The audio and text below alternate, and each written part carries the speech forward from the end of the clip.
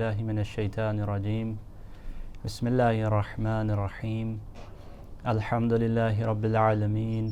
وصلی اللہ علی سیدنا محمد وآلہ الطیبین الطاہرین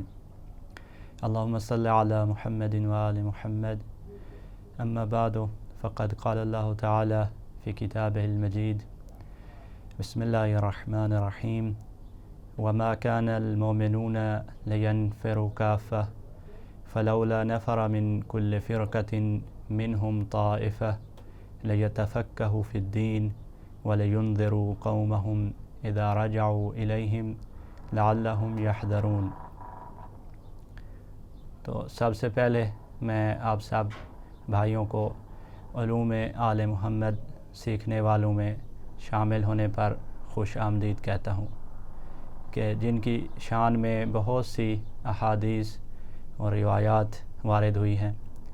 جن میں سے 2-3 احادیث کو بیان کر کے ہم اپنے موضوع میں داخل ہوتے ہیں۔ تو رسول خدا صلی اللہ علیہ وآلہ وسلم کا ارشاد گرامی ہے کہ آپ نے فرمایا من طلب العلم فہو کصائم نہارہ القائم لیلہ، کہ طالب علم اس شخص کی مانند ہے کہ جس کے دن روزوں میں اور راتیں قیام کی حالت میں گزر رہی ہوں۔ تو جو شخص سارے دن روزے رکھتا ہے اور راتیں قیام کی حالت میں گزارتا ہے، اس کے درمیان اور طالب علم کے درمیان کوئی فرق نہیں، طالب علم اسی شخص کی مانند ہے۔ اور ایک اور حدیث میں آپ نے فرمایا من غدا فی طلب العلم اضلت علیہ الملائکہ وبورک لہ فی معیشتہ ولم ينقص من رزقہ، کہ جو شخص علم کی تلاش میں نکلتا ہے اس پر ملائکہ اپنے پروں سے سایہ بناتے ہیں اور اس کی معیشت کو بابرکت بنا دیا جاتا ہے اور اسے رزق کی تنگی کا سامنا نہیں کرنا پڑتا۔ تو یہ اس طرح کی اور بہت سی روایات ہیں، احادیث ہیں کہ جو طالب علم کی شان کو بیان کر رہی ہیں۔ البتہ اس بات کی طرف بھی متوجہ رہنا چاہیے کہ ان روایات میں ہر طالب علم کی بات نہیں ہو رہی، بلکہ اس خاص طالب علم کی بات ہو رہی ہے کہ جو خلوص نیت سے دین اسلام کی سربلندی اور بھٹکے ہوئے لوگوں کو راہ حق کی طرف لانے کی غرض سے علوم آل محمد سیکھتا ہے۔ تو بھٹکے ہوئے لوگوں کو جو دین اسلام کی طرف لانا چاہ رہا ہے، دین اسلام کی سربلندی کرنا چاہ رہا ہے، خود علم حاصل کر کے اس پہ عمل کرنا چاہ رہا ہے، تو اگر یہ اس کا ہدف ہے، یعنی اللہ تعالیٰ کے لیے وہ دین کی تعلیم حاصل کرنا چاہ رہا ہے، یہ اس کا اگر ہدف ہے، تو تب اس کی یہ شان ہوگی، اور اس کی شان میں یہ جتنی روایات و حدیث وارد ہوئی ہیں وہ اس کی شان میں وارد ہوئی ہوں گی۔ جیسا کہ رسول خدا صلی اللہ علیہ وآلہ وسلم کا ارشاد گرامی ہے کہ من جاءہ الموت وہو یطلب العلم لیحیی بہ الاسلام کان بینہ و بین الانبیاء درجۃ واحدہ، کہ جو شخص علوم آل محمد اس غرض سے سیکھ رہا ہو، علوم آل محمد کے سیکھنے کا اس کا ہدف کیا ہو، ہدف یہ ہو کہ وہ احیاء اسلام کر سکے اور اسی اثناء میں اسے موت آ جائے، تو اس کا درجہ انبیاء کے بعد والا ہوگا۔ تو انبیاء کے بعد جس کا درجہ ہوگا وہ اسی طالب علم کا ہوگا کہ جو احیاء اسلام کے لیے علوم آل محمد سیکھ رہا تھا اور طلب کی زندگی میں اسے موت آ گئی۔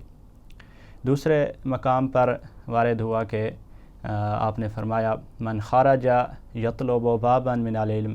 لیرد بہ باطلا الی حق وضالا الی ہدی کان عملہ کعبادۃ 40 عاما، کہ جو شخص علم کے کسی ایک باب کو سیکھنے کے لیے نکلا ہو تاکہ بھٹکے ہوئے لوگوں کی ہدایت کر سکے،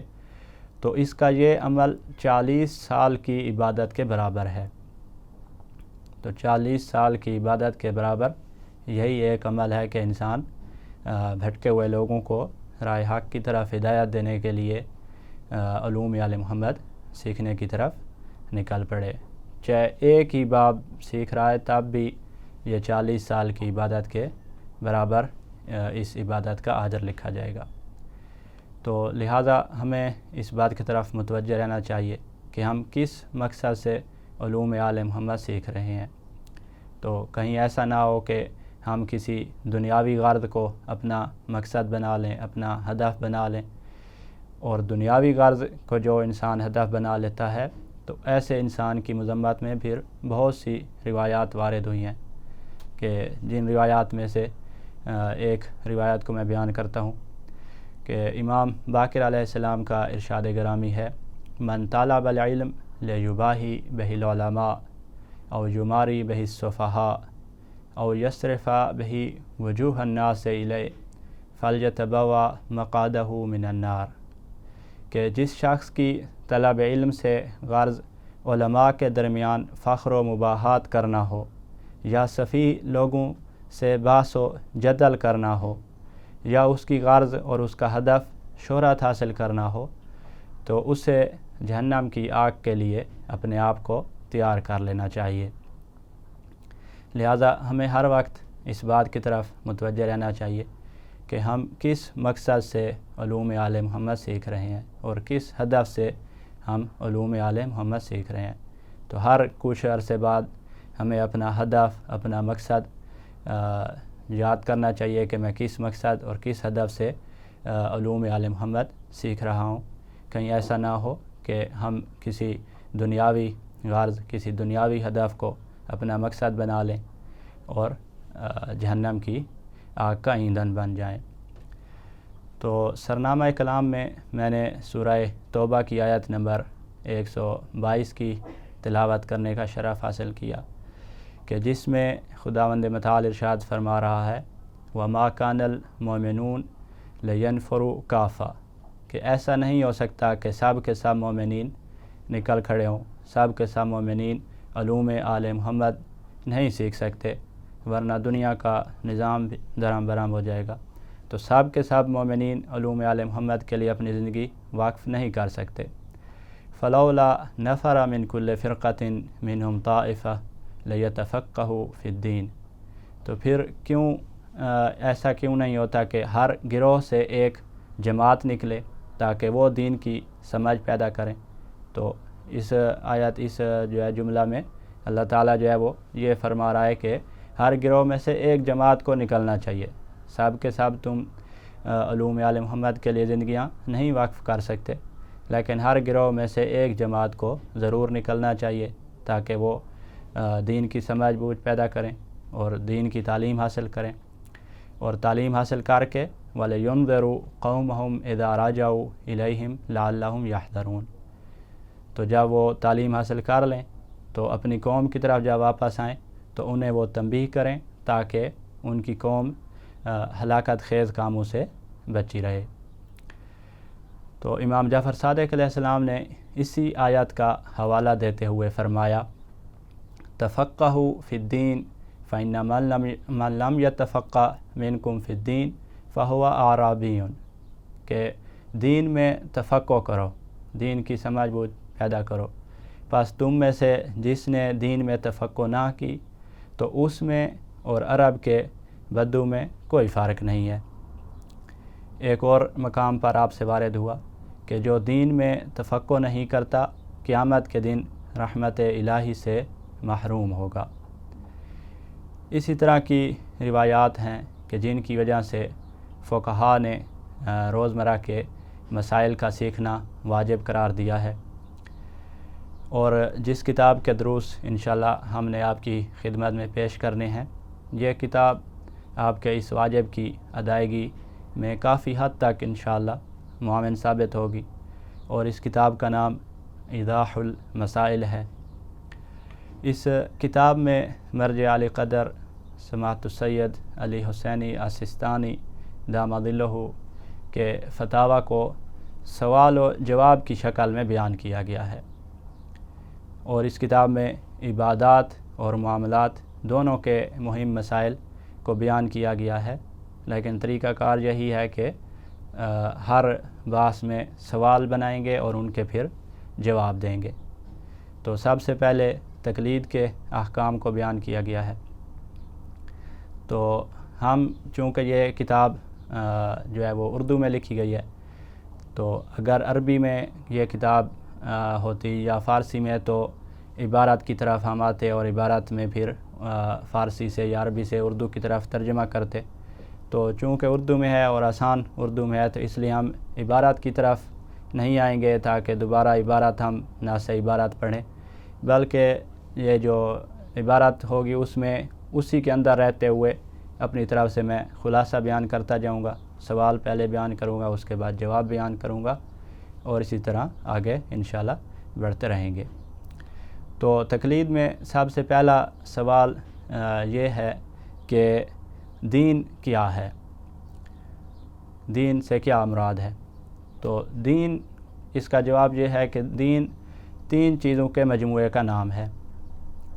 3 چیزیں جب اکٹھی ہو جائیں گی تو اسے ہم دین کہیں گے۔ پہلی چیز یہ ہے کہ عقائد، دوسری چیز احکام ہے، اور تیسری چیز اخلاقیات ہیں۔ تو جہاں عقائد اور احکام اور اخلاقیات جمع ہوں اس کو دین کہتے ہیں۔ تو عقیدہ کس طرح کا رکھنا ہے، احکام، نماز کے احکام کیسے بجا لانے ہیں، روزے کے احکام کیسے بجا لانے ہیں، تو یہ دین بتائے گا، اور ہماری اخلاقیات کیسی ہونی چاہیے یہ دین بتائے گا۔ تو ان 3 چیزوں کے مجموعے کو دین کہا جاتا ہے۔ یہاں تک پہلا سوال مکمل ہوا اور اس کا جواب بھی بیان ہو چکا۔ اب ہم دوسرے سوال کی طرف آتے ہیں۔ تو دوسرے سوال میں یہ پوچھ رہے ہیں کہ عقائد کا علم کیسے حاصل کیا جا سکتا ہے؟ جب آپ نے پہلے سوال کے جواب میں کہا کہ دین عقائد، احکام اور اخلاق کا مجموعہ ہے، تو عقائد کا علم کیسے حاصل کیا جا سکتا ہے، یہ دوسرے سوال میں پوچھ رہے ہیں۔ تو اس کا جواب یہ ہے کہ عقائد کا علم حاصل کرنے کے لیے ضروری ہے کہ ہم ہر عقیدہ کو دلیل کے ذریعے سے اس عقیدہ کے قائل ہوں۔ جو بھی عقیدہ ہم نے رکھنا ہے، جس عقیدے کے قائل ہونے ہیں، اس پر ہمارے پاس دلیل ہونی چاہیے۔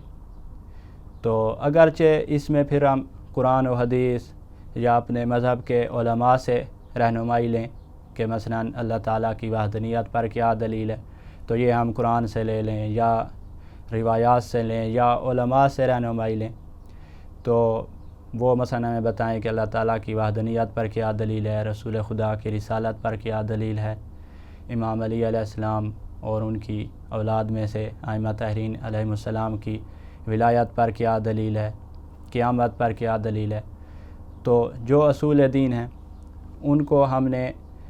دلیل کے ذریعے سے ان کا قائل ہونا ہے۔ تو ان کا علم جو ہے وہ ہم دلیل کے ذریعے سے حاصل کریں گے۔ تو اگرچہ یہ ہمیں ساتھ ان سے معاونت لینی پڑے تو لے سکتے ہیں کہ قرآن سے پوچھ لیں، حدیث سے پوچھ لیں، علماء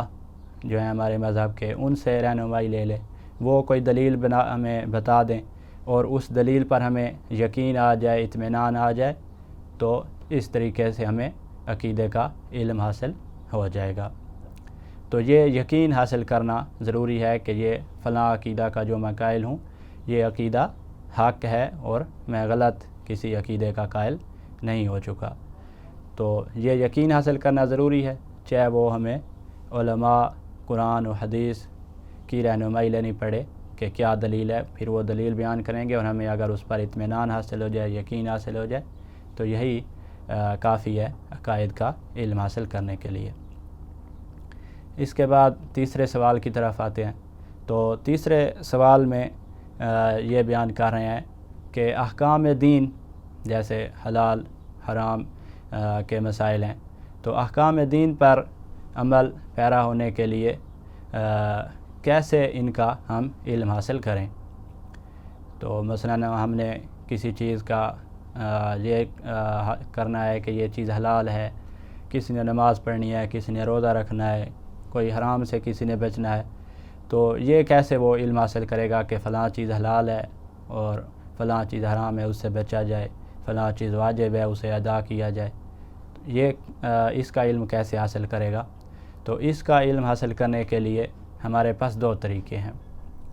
سب سے پہلا طریقہ یہ ہے کہ کہ انسان خود مجتہد بن جائے، یعنی اس قدر وہ اپنی اس کے اندر علمی صلاحیت آ جائے، اس قدر علمی صلاحیت کا مالک بن جائے کہ قرآن و حدیث سے حکم شرعی وہ معلوم کر سکتا ہو۔ تو ایک تو یہ ہے کہ انسان خود مجتہد بن جائے اور قرآن و حدیث سے احکام کو جان سکے اور وہاں سے اسے علم حاصل ہو جائے کہ فلاں چیز حلال ہے اور فلاں چیز حرام ہے۔ دوسرا طریقہ یہ ہے کہ اگر انسان خود مجتہد نہیں ہے تو پھر وہ کسی دوسرے مجتہد کی تقلید کرے، اس کی تقلید کے ذریعے سے وہ قرآن و حدیث سے رہنمائی لے گا اور اسے احکام کا علم حاصل ہو جائے گا۔ تو احکام کا علم حاصل کرنے کے لیے دو طریقے ہیں، یا تو انسان خود مجتہد ہو اور یا کسی مجتہد کی تقلید میں ہو۔ اس کے بعد ہم چوتھے سوال کی طرف آتے ہیں۔ تو چوتھا سوال یہ بیان کر رہے ہیں کہ تقلید سے کیا مراد ہے۔ تو تقلید کا معنی یہ ہے کہ انسان کا عمل جامع الشرائط مجتہد کے فتویٰ کے مطابق ہو۔ جو بھی عمل میں نے انجام دیا، مثلا میں نے نماز ادا کی، میں نے روزہ رکھا، تو یہ جو عمل میں انجام دے رہا ہوں، یہ عمل میں اس طرح انجام دوں کہ جامع الشرائط مجتہد کے فتویٰ کے مطابق ہو۔ تو تقلید میں یہ ضروری نہیں ہے کہ میں پہلے نیت کروں کہ میں فلاں مجتہد کی تقلید کر رہا ہوں اور سارا معین کروں کہ فلاں مجتہد ہے، اور تو یہ معین کرنا ضروری نہیں ہے، بس میرا عمل جامع الشرائط مجتہد کے فتویٰ کے مطابق ہو جائے، یہی تقلید ہے۔ تو جامع الشرائط سے کیا مراد ہے کہ جس میں ساری شرائط ہوں، وہ شرائط انشاءاللہ آگے سوال آئے گا اور اس کے جواب میں ہم بیان کریں گے۔ تو تقلید سے یہی مراد ہے کہ ہمارا عمل جو ہے وہ جامع الشرائط مجتہد کے فتویٰ کے مطابق ہونا چاہیے۔ اس کے بعد سوال نمبر 5 ذکر ہو رہا ہے۔ تو سوال نمبر 5 میں کہہ رہے ہیں کہ اس پر کیا دلیل ہے کہ ہم تقلید کر کے عمل انجام دیں تو بروز محشر ہم بری الذمہ ہوں گے۔ تو یہ کہا جاتا ہے فقہاء کی طرف سے، مجتہدین کی طرف سے، توضیح کے شروع میں لکھا ہوتا ہے کہ اگر آپ اس کے مطابق عمل انجام دیں گے تو آپ بروز محشر بری الذمہ ہوں گے۔ تو اس پر کیا دلیل ہے؟ تو جواب میں کہہ رہے ہیں کہ تقلید ایک ایسا عقلائی طریقہ ہے کہ جس پر عقل مند لوگ ہمیشہ سے عمل کرتے آ رہے ہیں۔ تو ہر فن اور ہر علم میں جو شخص نہیں جانتا، کسی فن کے بارے میں کسی شخص کو علم نہیں ہے، تو وہ ایسے افراد کی طرف جاتا ہے کہ جو اس فن کے ماہرین ہوتے ہیں، ان سے رائے لیتا ہے اور اس رائے کے مطابق وہ عمل کرتا ہے۔ تو یہ عقلاء اسی طرح ہی کرتے ہیں۔ تو اسلام نے بھی اس طریقہ سے نہیں روکا۔ تو جیسے عقلاء ہر فن کے ماہرین کی طرف رجوع کر کے اس فن کے بارے میں وہ عمل کرتے تھے، اس فن کے اندر داخل ہوتے تھے، تو اسلام نے بھی اس بات سے نہیں روکا، بلکہ بعض آیات اور بہت سی روایات اس کی طرف لے کے جا رہی ہیں۔ ان سے یہ ظاہر ہو رہا ہے کہ فقہی احکام میں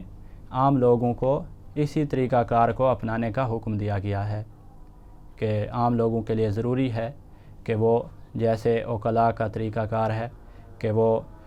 جب خود کسی فن کے بارے میں نہیں جانتے تو جو اس فن کے ماہرین ہوتے ہیں ان کی طرف رجوع کرتے ہیں، تو عام لوگ بھی جو ہے وہ دین کے بارے میں نہیں جانتے، روایات کی سمجھ بوجھ نہیں رکھتے، آیات کو کیسے سمجھنا ہے وہ نہیں جانتے، تو نہ تو وہ آیات اور نہ ہی روایات سے خود حکم لے سکتے ہیں۔ تو ان کو بھی ایک تو عقلائی طریقہ بھی یہی ہے، اور اسلام نے بھی اس بات سے منع نہیں کیا کہ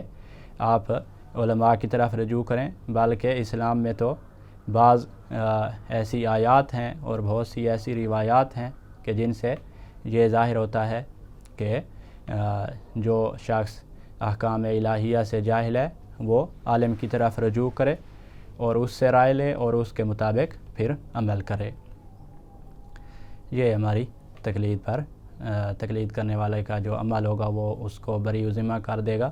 اس پر یہ دلیل ہے۔ اس کے بعد چھٹے سوال کی طرف آتے ہیں۔ تو چھٹے سوال میں یہ کہہ رہے ہیں کہ رسول خدا نے اپنی زندگی کے آخری ایام میں کیا فرمایا تھا؟ انہوں نے یہ فرمایا تھا کہ میں تمہارے درمیان دو گراں قدر چیزیں چھوڑے جا رہا ہوں. ایک انہوں نے قرآن کو بیان کیا تھا اور دوسرا اہل البیت علیہم السلام کا بیان کیا تھا. تو انہوں نے فرمایا کہ ان سے متمسک رہیں گے تو گمراہ نہیں ہوں گے، اور اگر ان کو چھوڑ دیا تو گمراہ ہو جائیں گے. تو پھر مجتہد کی تقلید کیسے کافی ہوگی؟ ہم جو ہے وہ ڈائریکٹ قرآن اور احادیث سے کیوں حکم نہیں لیتے، مجتہد کی طرف کیوں جا رہے ہیں؟ اس کی تقلید کیسے کافی ہوگی؟ تو اس کا جواب یہ ہے کہ قرآن اور اہل البیت علیہم السلام سے متمسک رہنے کا یہی دو طریقوں میں سے ایک طریقہ پر چلنا پڑے گا. تو جب ہم اہل البیت اور قرآن سے متمسک رہنا چاہتے ہیں تو جو سوال نمبر 3 کے جواب میں ہم نے بیان کیا تھا کہ احکام الہیہ کا علم حاصل کرنے کے لیے ضروری ہے کہ انسان یا تو خود مجتہد ہو یا کسی مجتہد کی تقلید کرے. تو یہی دو طریقے ہیں، انہی میں سے کسی ایک پر عمل کر کے ہم قرآن اور اہل البیت علیہ السلام سے متمسک رہ سکتے ہیں. کیونکہ جب کوئی ایک انسان اگر خود قرآن اور حدیث کا عالم ہے تو وہ خود حدیث اور قرآن کو سمجھ کر اس سے احکام الہیہ حاصل کرے گا اور قرآن اور حدیث سے ڈائریکٹ متمسک ہوگا. اور دوسرا شخص جو قرآن و حدیث میں مجتہد نہیں بنا قرآن و حدیث کو سمجھنے میں، تو اب وہ مجتہد سے پوچھ کر عمل کرے گا. تو در حقیقت یہ آدمی جو مجتہد سے پوچھ کر قرآن و حدیث پر عمل کر رہا ہے تو یہ بھی قرآن و حدیث پر ڈائریکٹ ہی عمل کر رہا ہے، قرآن و حدیث سے ہی متمسک ہے، اگرچہ درمیان میں ایک فقیہ کا واسطہ آیا ہوا ہے، ایک فقیہ کے واسطہ کے ذریعے سے وہ قرآن و حدیث سے متمسک ہے، لیکن بالحقیقہ آخر میں وہ قرآن و حدیث سے ہی متمسک ہے، کیونکہ فقہا قرآن و حدیث سے ہی سمجھ کر ہمیں فتاوی بیان کرتے ہیں اور احکام الہیہ کو بیان کرتے ہیں. ایسا نہیں ہوتا کہ وہ اپنی رائے دے رہے ہوں، قرآن و حدیث سے ہی وہ بیان کر رہے ہوتے ہیں. اس کے بعد سوال نمبر 7. سوال نمبر 7 میں کہہ رہے ہیں کہ اگر تقلید اس قدر ضروری ہے تو پھر بعض آیات اور روایات میں اس کی مذمت کیوں وارد ہوئی ہے؟ تقلید کا آپ نے کہہ دیا کہ تقلید جو شخص کرے گا وہی بری الذمہ ہوگا، اور تقلید جو کرے گا عام لوگوں میں سے وہی قرآن و حدیث سے متمسک ہوگا. تو اس قدر ضروری ہے تو پھر بعض روایات میں تقلید کی مذمت کیوں وارد ہوئی ہے؟ تو اس کا جواب یہ ہے کہ تقلید کی ایک قسم مذموم ہے اور اس کی مذمت میں یہ روایات اور آیات میں اس کی مذمت وارد ہوئی ہے، اور وہ یہ قسم ہے کہ کسی نااہل اور جاہل انسان کی اگر کوئی شخص تقلید کرتا ہے تو ایسے شخص کی مذمت کی گئی ہے کہ آپ جاہل اور نااہل شخص کی تقلید کیوں کر رہے ہیں. تو جیسے کافر لوگ اپنے آباء و اجداد کی تقلید کرتے تھے کہ جیسے آباء و اجداد جس خدا کو مانتے تھے، جن بتوں کی وہ پرستش کرتے تھے، یہ کافر بھی انہی کے مطابق چلے آ رہے تھے. تو ان کی مذمت میں قرآن میں جو آیات وارد ہوئی ہیں وہ ان کی مذمت میں وارد ہوئی ہیں کہ جو اپنے جاہل آباء و اجداد اور نااہل کہ جو دین کی کوئی سمجھ بوجھ نہیں رکھتے تھے ان کی وہ تقلید کر رہے تھے، ان کی پیروی کر رہے تھے اور ان کی اتباع کر رہے تھے. تو جاہل اور نااہل شخص کی تقلید کرنا کے بارے میں جو ہے وہ روایات اور آیات میں مذمت ہوئی ہے. اور اسی طرح کچھ روایات میں پھر عقائد میں تقلید کرنے کی بھی مذمت وارد ہوئی ہے، کیونکہ عقیدہ میں ضروری ہے کہ ہم دلیل کے ذریعے سے عقیدہ کے قائل ہوں. تو اگر ہم نے اللہ تعالیٰ کی وحدانیت کا قائل ہونا ہے تو کوئی عالم اگر ہمیں کہہ دے کہ اللہ تعالیٰ ایک ہے تو اس کی ہم یہ تقلید نہیں کر سکتے کہ بس ٹھیک ہے اللہ ایک ہے، بلکہ ہم ان سے دلیل مانگیں گے، اور اس دلیل پر اگر ہمیں یقین ہو جائے، اطمینان حاصل ہو جائے، تب جا کے ہم یہ عقیدہ رکھیں گے کہ اللہ ایک ہے. تو عقائد میں بھی تقلید کی مذمت وارد ہوئی ہے، اور اسی طرح نااہل اور جاہل لوگوں کی تقلید میں بھی مذمت وارد ہوئی ہے. تو یہ جو تقلید ہے احکام الہیہ میں اس کے بارے میں مذمت وارد نہیں ہوئی، بلکہ اس کے بارے میں آیات اور روایات میں کہا گیا ہے کہ اس طرح کی تقلید کریں، تب بھی جا کے ہم قرآن و حدیث سے متمسک ہوں گے۔ اس کے بعد سوال نمبر 8، تو سوال نمبر 8 میں کہہ رہے ہیں کہ تقلید کے صحیح ہونے کے لیے اس آدمی میں کن شرائط کا پایا جانا ضروری ہے کہ جس کی ہم تقلید کر رہے ہوں۔ تو جس مجتہد کی ہم تقلید کرنا چاہ رہے ہیں اس میں کون سی شرائط کا پایا جانا ضروری ہے تاکہ ہماری تقلید صحیح ہو جائے۔ تو اس کے جواب میں کہہ رہے ہیں کہ مندرجہ ذیل شرائط ہیں کہ جن کا پایا جانا مجتہد میں ضروری ہے۔ تو پہلی شرط یہ ہے کہ جس انسان کی ہم تقلید کرنا چاہ رہے ہیں وہ مجتہد بھی ہو، ایسے نہ ہو کہ وہ مجتہد نہیں ہے، عالم ہے یا ابھی طالب علم ہے یا